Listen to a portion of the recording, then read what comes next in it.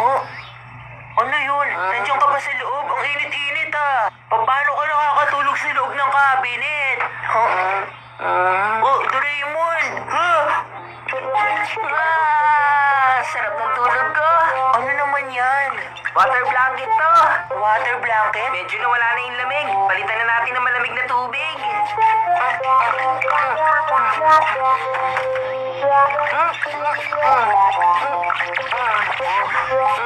Konting taktak lang nito. Ayan, gumawa tayo ng bago. Mga powder para sa tubig. Una, maglagay tayo ng ganito karaming clay powder sa tubig tulad nito. Magiging mukhang clay na yung tubig. Pwede mong ihulma sa anumang gusto mong hugis. Kita mo? Wow! Ihugis mo na parang kumot. At para hindi mo wala yung hugis nito, lalagyan natin ng sponge powder para lumambot at tumibay. Parang sponge nga. Ang lambot at matalbog. Ang lamig din dito. Ang sarap sa pakiramdam. Ang himbing ng tulog ko Oy! nito. Ito yan! Pahiram lang. Aray! Pag nilagyan ng steel powder, magiging kasi ng bakal.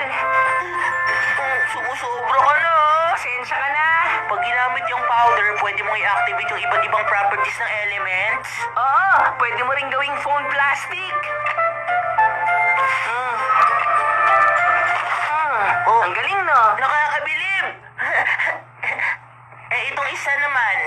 Huwag mo itaknak, babalik yan sa pagiging tubig. Oh! Nobita? Ano na namang ginawa mo dito sa kwarto mo?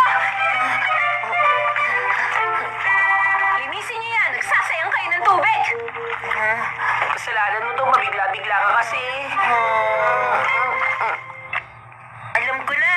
Bakit hindi natin gamitin to para gumawa ng kwarto na tulugan? Isang bahay na gawa sa tubig mula sa sahig hanggang sa pader. Ang galing nun, di ba? Ang sarap siguro sa pakiramdam nun. Masarap pang matulog. Wag! Hindi pwede! Hindi mo ba naiisip kung gaano karaming tubig ang magagamit mo? Sa bagay. Aha! Para makakakuha tayo kahit gaano karaming tubig. Lugar na napapaligutan ng tubig! Doon tayo pupunta sa dagat. Yay! Ang sarap, ang presko. Lagyan na natin ng clay powder. Sa dami ng tubig na to, makakabuo tayo ng mansyon. Tama!